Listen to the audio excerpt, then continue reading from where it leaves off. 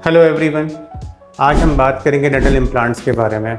Common हो गए dental implants, पहले रेयरिटी हुआ करती थी, अब तो बहुत कॉमन तरीका है दांतों के रिप्लेसमेंट का। यदि आपका कोई दांत गिर गया है, किसी वजह से उसको निकलवाना पड़ा है, या इवन आपके पेरेंट्स के या किसी के सारे ही दांत निकल गए हैं और कंप्लीट डेंचर ही लगाना है, तो अब वो निकालने बैठाने वाला सिस्टम ख़त्म हो गया। हम इम्प्लांट करके दांतों को फिक्स कर सकते हैं। एज़ गुड एज जैसे नए दांत होते हैं वैसे बना सकते हैं। तो आज हम समझेंगे डेंटल इम्प्लांट्स आप कैसे चूज़ करें, कौन सा इम्प्लांट कराना है, कहाँ कराना है, कहाँ नहीं कराना है। सबसे कॉमन इम्प्लांट्स होते हैं एल्वियोलर इम्प्लांट्स या बेसल इम्प्लांट। इस वीडियो में मैं एल्वियोलर इम्प्लांट्स के बारे में ही बात करूँगा, जो कि अधिक कॉमन है। तो जब आप डेंटिस्ट के पास जाते हो, आपका डेंटिस्ट आपको अलग अलग ऑप्शन देता है। एल्वियोलर इम्प्लांट में एक्स कंपनी का इतना आएगा, वाई कंपनी का इतना आएगा, जेड कंपनी का इतना आएगा।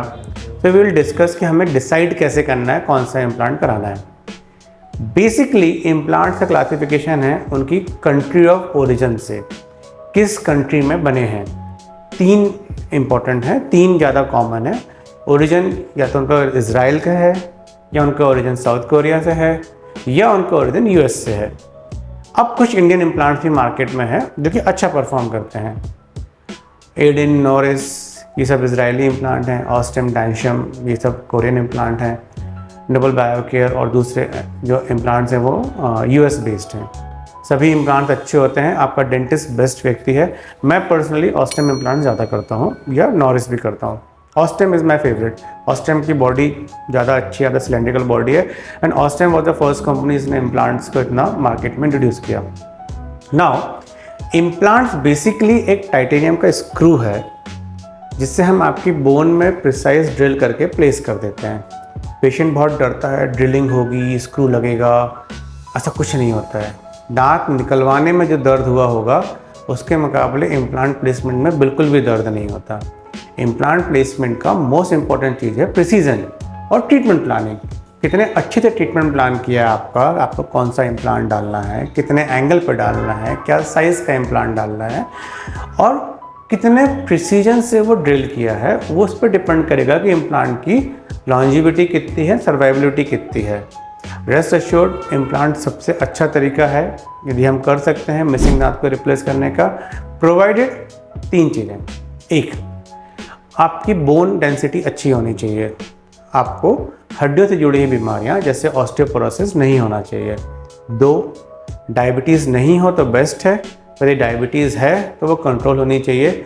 HbA1c या ब्लड ग्लूकोज लेवल 7.5 से कम रहना चाहिए। एंड थर्ड, आप तैयार हों कि आप उसका भी वैसे ही मेंटेनेंस रखेंगे जैसे आपको नेचुरल दांतों का रखना है। यदि आपने अपना नेचुरल दांत खो दिया तो आप इम्प्लांट भी खो सकते हो यदि आप उसका ध्यान नहीं रखोगे तो। सामने के दांतों के लिए, पीछे के दांतों के लिए, पूरी बत्तीसी के लिए, हर किसी के लिए implant is a very good solution. अब इम्प्लांट में हमें दो चीज़ें समझनी होती हैं। एक तो हो गया इम्प्लांट जो गया आपकी हड्डी के अंदर, और दूसरा हो गया कैप या क्राउन जो आपके मुंह में आएगा। आप दांत लगवाने आए हो, इम्प्लांट लगवाने नहीं आए।